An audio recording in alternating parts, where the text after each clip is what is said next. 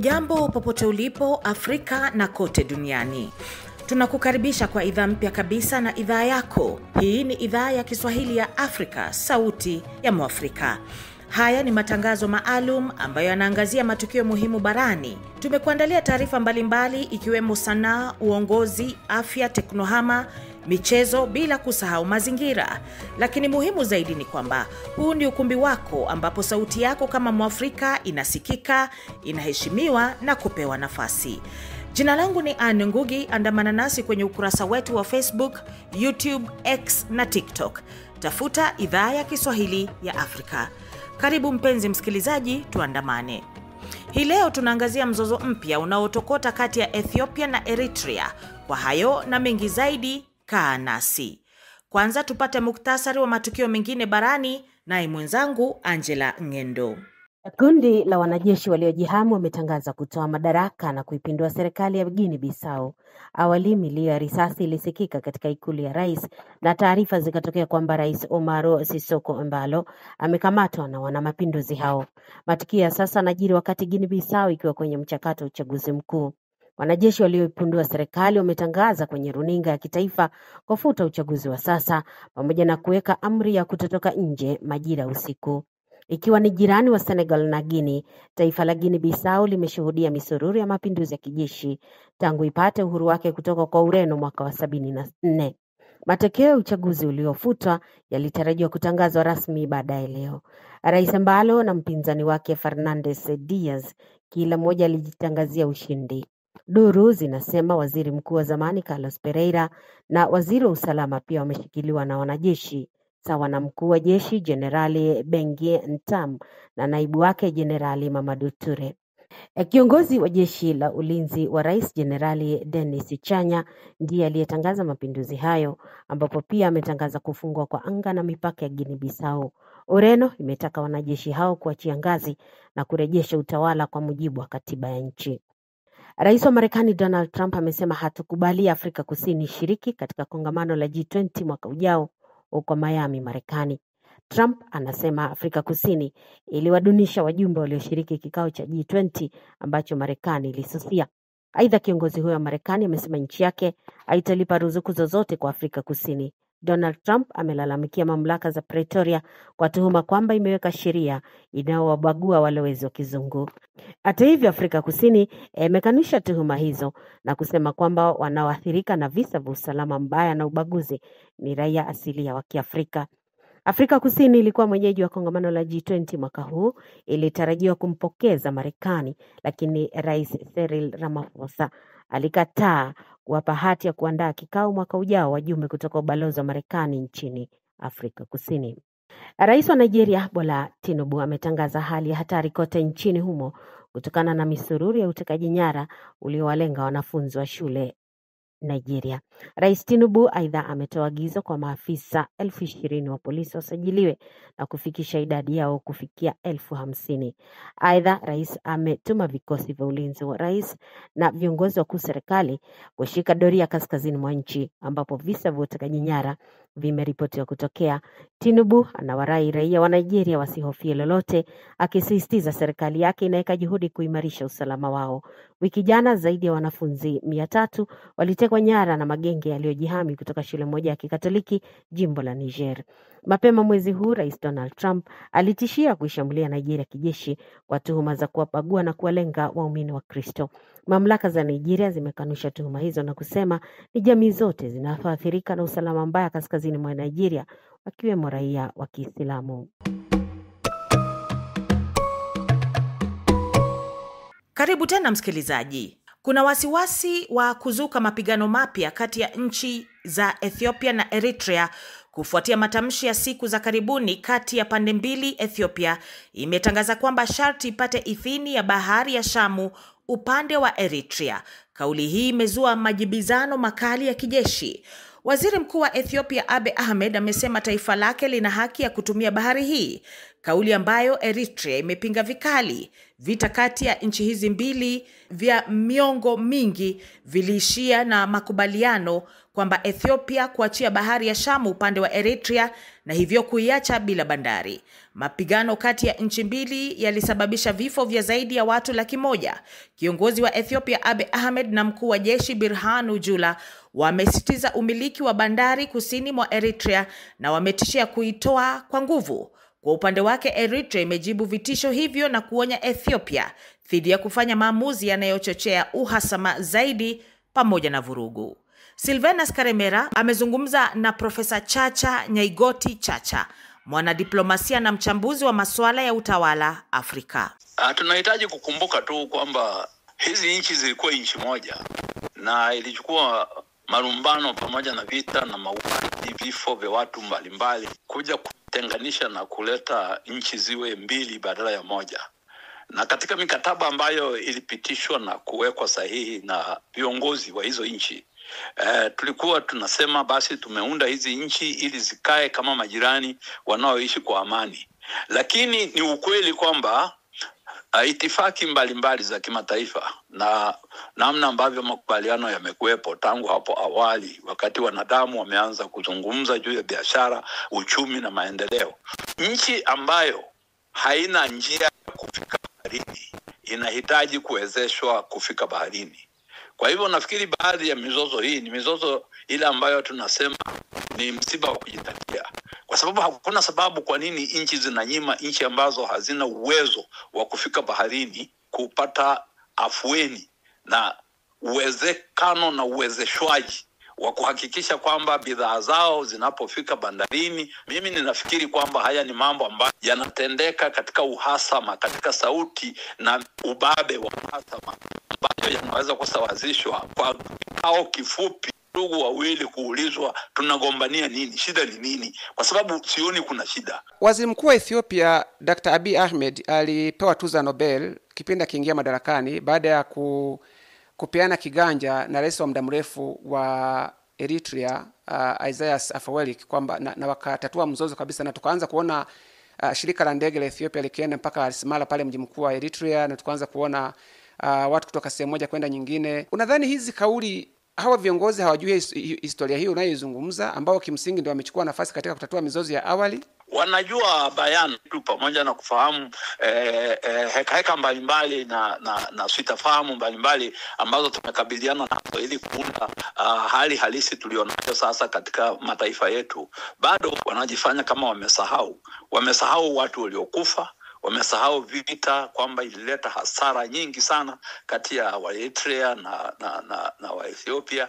Wanasahau namna ambavyo ilichukua muda mrefu wa mataifa mbalimbali kujaribu kuleta suluhu wakati nchi hizi zilikuwa zimesambaratika na zilikuwa zinaungua. Mimi ninafikiri tunahitaji mara kwa mara kupitia kwa sauti za kila aina, sauti za wanahabari wanaotangaza na wanaochapisha magazeti, sauti za wataalamu katika vyuo mbalimbali, sauti za wanasiasa na sauti za watu wa kawaida, kukemea matamshi na hatua ambazo viongozi wengine ambao wamejifanya kwamba wamesahau yale ambayo tumeyashuhudia hapo awali yaliyoleta madhira makubwa sana na hasara za kiuchumi katika nchi zetu.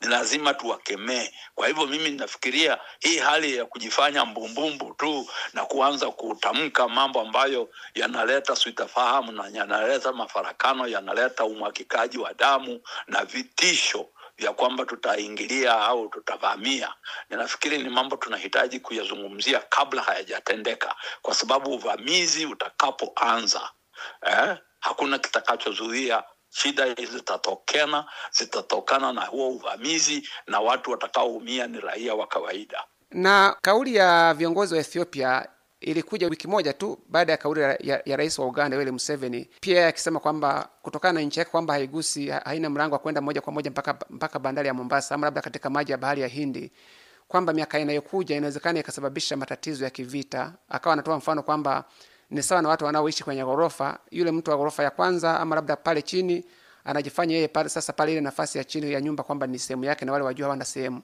Pengine kauli za viongozi wa Ethiopia zitakuwa umepata hamasa kutoka kauli ya kiongozi wa Uganda, ama labda unatuchukuliaje kauli hizo ambazo kidogo umegusia tukimalizia? Zinaweza kuwa zimepata hamasa kutoka kwa kauli ya kiongozi wa Uganda, lakini mojawapo ya mambo ambayo tunahitaji kutafakari kwa makini sana na kuwa imara kuyakemea ni matamshi ambayo wakati mwingine huwa yanaleta kutofahamu.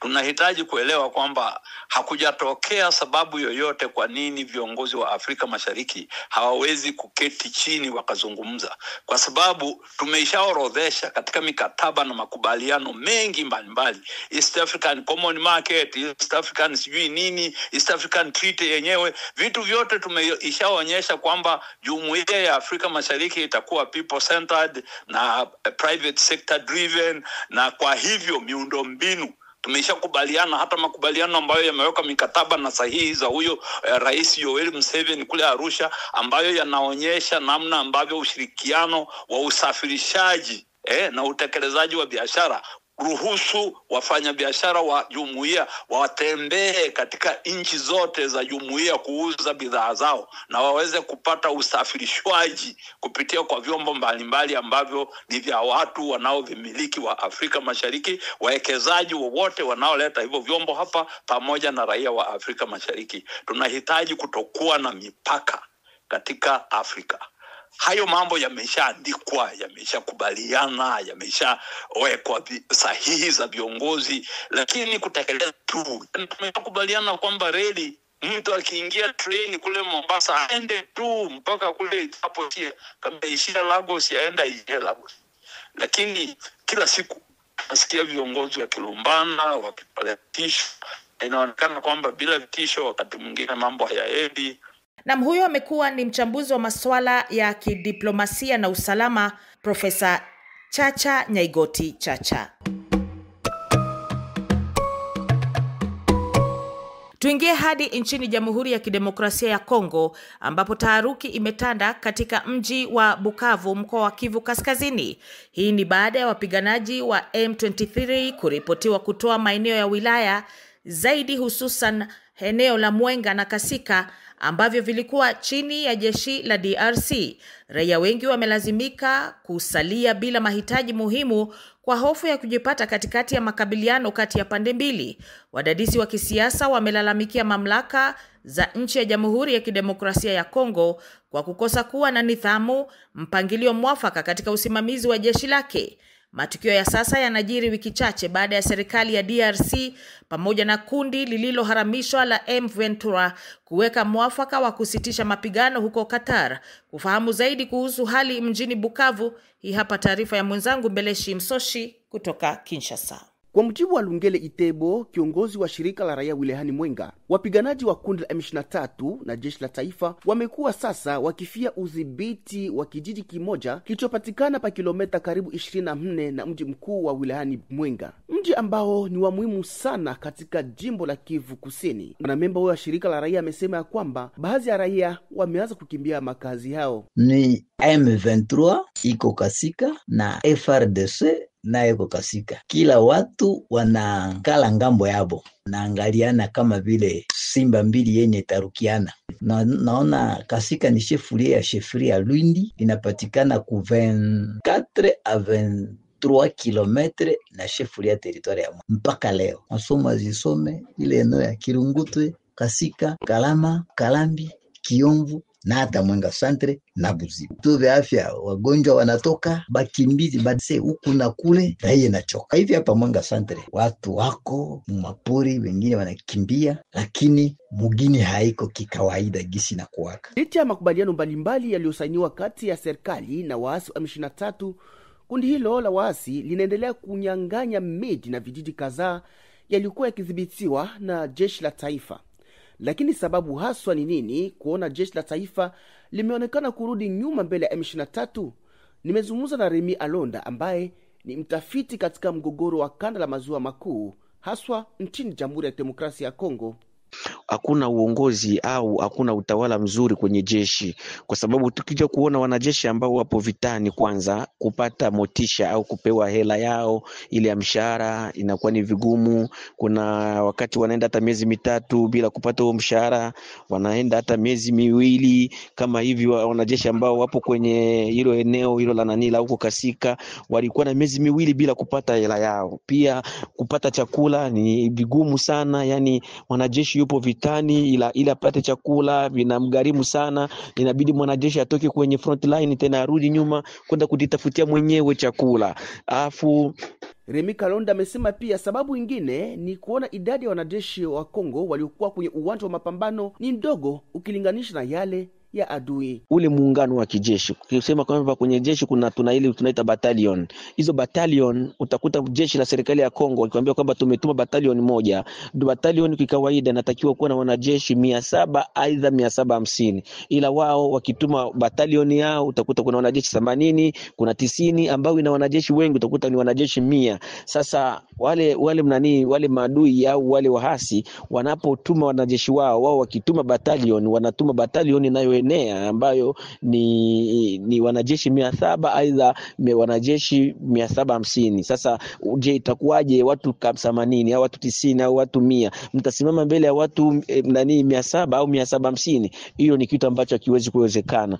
Aiza anahisi ni vema viongozi serikalini kufika katika uwanja wa mapambano kujionea wenyewe mbadala ya kuwa wakipata taarifa tu kwa mbali. Na ingekuwa vizuri hata kamanda wa jeshi la Kongo, mkuu wa majeshi, hata rais mwenyewe. Tunaona huko Ukraine Rais Zelensky anashuka hadi kwenye uwanja wa mapambano kwenda kukutana na wale ambao wapo kwenye uwanja wa mapambano, kwenda kuwauliza ni nini chanzo, kwa nini mnashindwa kupiga wa Russia, kwa nini. Na wale wanajeshi ambao wapo kwenye front line wanamwambia rais kila kitu, sisi moja 2 3 magumu yetu ni haya, na tukipata hichi kinaweza kutusaidia. Ila sisi toka vita vianze rais hajawahi hata kuja ajukunana na wanajeshi ambao wapo kwenye vita. Yani yeye mwili wake ndio una thamani kuzidi wengine. Kwa kujibu malalamiko ya wanajeshi, serikali ya Kongo ilifanya maradufu mshahara wa wanajeshi tangu mwezi wa Aprili na kushinikiza raia wengi kuajiriwa jeshini. Vyombo vya usalama tayari kushika baadhi ya wanajeshi ambao kwa mujibu wa msemaji wa jeshi la taifa wamekosolewa kuwa na ushirikiano na adui. Beleti Msoshi, Kinshasa, Idhaa ya Kiswahili ya Sauti ya Afrika.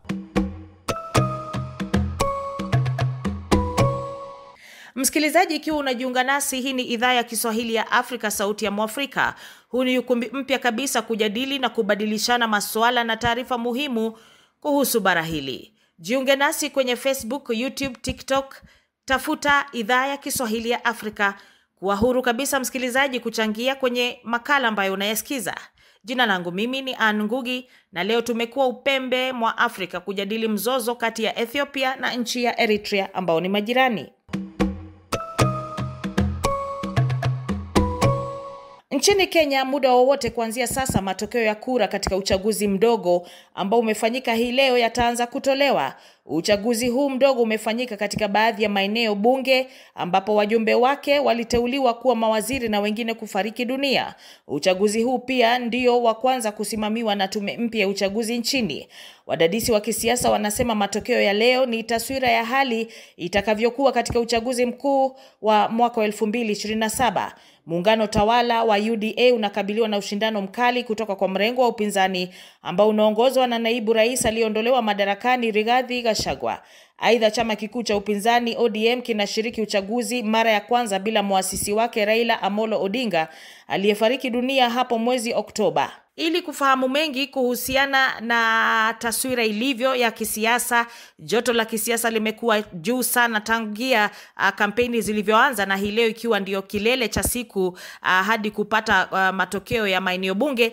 Nilikuwa naye Profesa Herman Manyora ambaye ni mchambuzi wa masuala ya kisiasa na utawala kutoka nchini Kenya, na hebu tumsikilize. Chaguzi ndogo ambazo zinafanyika nchini Kenya leo zimevutia maoni mengi sana na mijadala, kwa sababu chaguzi hizi zinafanyika katika muktadha wa joto la kisiasa.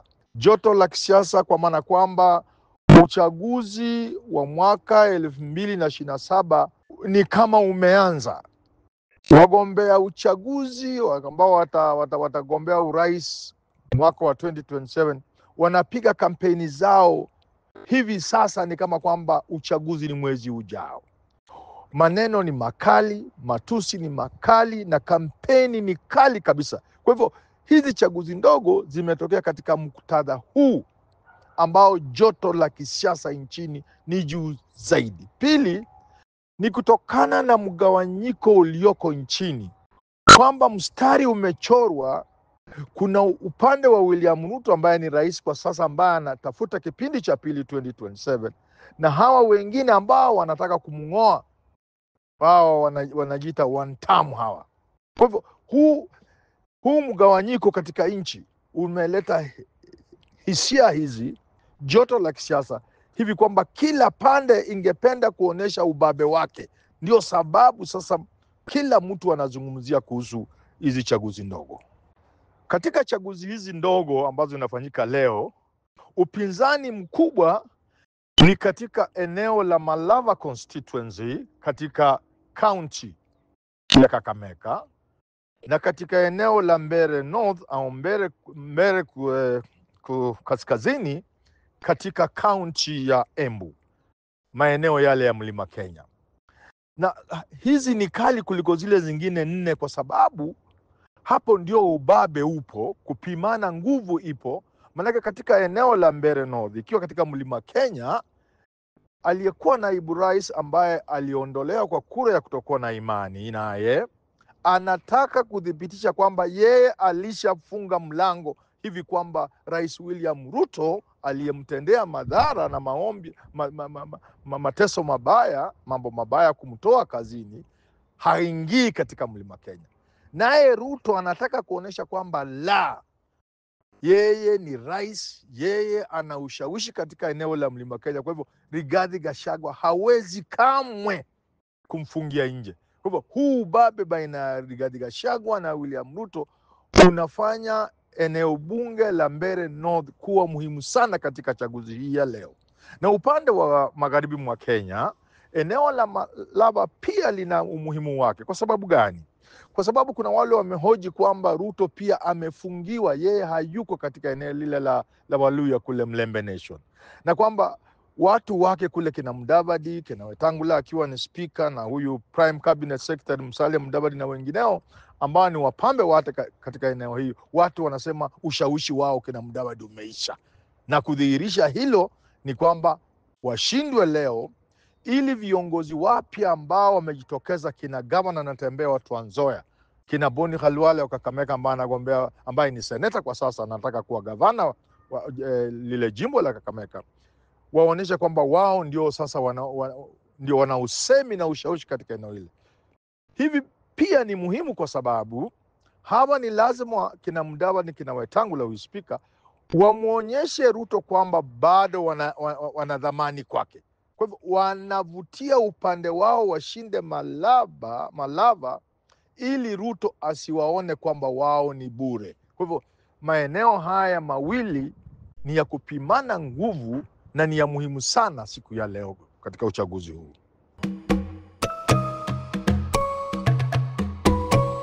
Tukisonga mbele ni kwamba kundi la wanajeshi katika nchi ya Guinea Bissau limetangaza kutoa madarakani na kumpindua Rais Umaru Sissoco Embalou ambaye anadaiwa kukamatwa na wanamapinduzi hao. Maafisa hao wa kijeshi walitangaza utawala mpya katika runinga ya kitaifa. Haya yamejiri wakati taifa hilo likiwa katika mchakato wa kuchagua utawala mpya.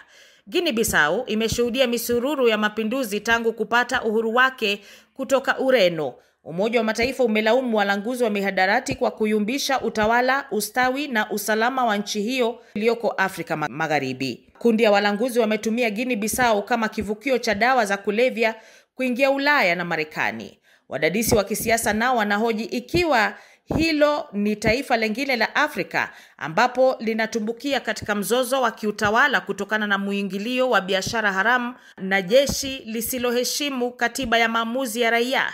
Tupate tahariri ikimulika mustakabali wa Guinea Bissau. Naye Kennedy Wandera. Guinea Bissau imegeuka kuwa mfano halisi wa dola iliyoporomoka katika pembe ya Afrika ambayo dunia imeamua kuipuuza. Tangu kupata uhuru wake, hakuna rais hata mmoja aliyewahi kukamilisha muhula wake madarakani bila kuvurugwa na mapinduzi. Utawala wa bunduki umekuwa ndio katiba isiyoandikwa ya nchi hiyo. Umoja wa Mataifa umekwisha kuita Guinea Bissau narco state, yani wafanyabiashara wa mihadarati kutoka Amerika Kusini hutumia taifa hilo dogo kama lango la kusafirisha cocaine kwenda Ulaya na Marekani. Katika nchi yenye idadi ya watu wasiozidi milioni 2, miongoni mwa maskini zaidi duniani, pesa za dawa za kulevya ndizo zinazoamua nani atatawala kwa muda gani. Jeshi ambalo linapaswa kulinda taifa limegeuka kuwa mshirika mkuu wa mitandao ya uhalifu huu. Nchi hiyo ina visiwa visivyo na wakazi wengi, visiwa ambavyo kwa sasa vimegeuka kuwa maabara za siri za kusindika dawa za kulevya, zikidhibitiwa na makundi ya kimafia kutoka nje. Hata Ureno, mamlaka ya kikoloni ya zamani, haina tena ushawishi wa maana ndani ya nchi hiyo iliyotelekezwa. Wakati huo huo, vijana wa Guinea Bissau wanazama katika uraibu na matatizo ya afya akili, janga ambalo shirika la afya duniani WHO limeonya kuwa linachukua sura ya hatari. Utawala dhaifu, rushwa na kudidimia kwa taasisi za umma vimeacha kizazi kizima bila matumaini. Kisiasa hali ni mbaya zaidi. Rais anayehusika, mwanajeshi wa zamani aliyepanda madarakani kwa nguvu, amevunja misingi ya demokrasia. Tangu mwaka 2023 hajaruhusu bunge kurejea kazini, huku akiwasimamia wapinzani wake kwa mabavu na hata kuwadhibiti kwa kuwafungia nje ya mchakato wa kisiasa. Waziri mkuu wa zamani Carlos Domingos Pereira ni miongoni mwa waliodhibitiwa. Sasa taarifa zinaonyesha kuwa kundi la wanajeshi limechukua usukani kwa nguvu na kuzidisha sintofahamu ya kiutawala. Rais wa sasa Umaro Sissoco Embalo amedhibitiwa na yuko chini ya utawala wa kijeshi. Guinea Bissau imeporomoka mbele ya macho ya dunia, bila msaada, bila mshirika, bila tumaini jipya. Ni dola iliyofeli ambayo hakuna anayejali kuirekebisha. Lakini swali kuu linasalia kuwa, dunia itaendelea kukaa kimya mpaka lini? Je, Umoja wa Afrika AU na ECOWAS wataendelea kutoa matamshi bila vitendo halisi hadi lini? Na basi hiyo imekuwa ndio tahariri ya leo. Na sasa tupate taarifa ya matukio mengine barani na mwenzangu Angela Ngendo. Kundi la wanajeshi waliojihamu wametangaza kutoa madaraka na kuipindua serikali ya Guinea Bissau. Awali milio ya risasi ilisikika katika ikulu ya rais na taarifa zikatokea kwamba Rais Umaro Sissoco Embalo amekamatwa na wanamapinduzi hao. Matukio ya sasa yanajiri wakati Guinea Bissau ikiwa kwenye mchakato wa uchaguzi mkuu. Wanajeshi walioipindua serikali wametangaza kwenye runinga ya kitaifa kufuta uchaguzi wa sasa pamoja na kuweka amri ya kutotoka nje majira usiku. Ikiwa ni jirani wa Senegal na Guinea, taifa la Guinea Bissau limeshuhudia misururu ya mapinduzi ya kijeshi tangu ipate uhuru wake kutoka kwa Ureno mwaka wa 74. Matokeo ya uchaguzi uliofutwa yalitarajiwa kutangazwa rasmi baadaye leo. Rais Embalo na mpinzani wake Fernandes Diaz kila mmoja alijitangazia ushindi. Duru zinasema waziri mkuu wa zamani Carlos Pereira na waziri wa usalama pia wameshikiliwa na wanajeshi, sawa na mkuu wa jeshi Jenerali Bengie Ntam na naibu wake Jenerali Mamadou Toure. Kiongozi wa jeshi la ulinzi wa rais Jenerali Denis Chanya ndiye aliyetangaza mapinduzi hayo, ambapo pia ametangaza kufungwa kwa anga na mipaka ya Guinea Bissau. Ureno imetaka wanajeshi hao kuachia ngazi na kurejesha utawala kwa mujibu wa katiba ya nchi. Rais wa Marekani Donald Trump amesema hatukubali Afrika Kusini shiriki katika kongamano la G20 mwaka ujao huko Miami, Marekani.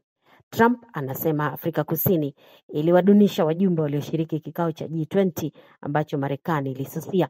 Aidha, kiongozi huyo wa Marekani amesema nchi yake haitalipa ruzuku zozote kwa Afrika Kusini. Donald Trump amelalamikia mamlaka za Pretoria kwa tuhuma kwamba imeweka sheria inayowabagua walowezi wa kizungu. Hata hivyo, Afrika Kusini imekanusha tuhuma hizo na kusema kwamba wanaoathirika na visa vya usalama mbaya na ubaguzi ni raia asilia wa Kiafrika. Afrika Kusini ilikuwa mwenyeji wa kongamano la G20 mwaka huu, ilitarajiwa kumpokeza Marekani, lakini Rais Cyril Ramaphosa alikataa kuwapa hati ya kuandaa kikao mwaka ujao wajumbe kutoka ubalozi wa Marekani nchini Afrika Kusini. Na hebu sasa tuangalie neno la siku. Hii leo tunaangalia neno masalheri. Maana ya masalheri wakati mwingine huandikwa masalhar, yani ni neno la Kiarabu ambalo limetumiwa sana katika Kiswahili, hasa katika maeneo ya pwani. Maana yake halisi inamaanisha jioni njema au kuwa na jioni ya heri au wema. Matumizi yake ni salamu ya jioni, ni sawa na kusema habari za jioni au kwa Kiingereza good evening. Hebu sasa tujaribu kutumia kwenye sentensi tuone itakaa vipi. Kwa kawaida mtu wa kwanza atasema masalheri akimaanisha jioni njema. Naye mtu wa pili atarejesha kwa Kiarabu, itakuwa ni masanur ikimaanisha jioni ya nuru, au atasema jioni njema pia. Naam, kwa niaba ya kikosi cha idhaa ya Kiswahili ya Afrika tunatoa shukrani zetu kwa kujiunga nasi na kuchangia kwenye Sauti ya Mwafrika. Tupo kwenye Facebook, YouTube, TikTok na X. Ni hayo tu kwa leo. Jina langu ni Anne Ngugi. Kwaheri kwa sasa.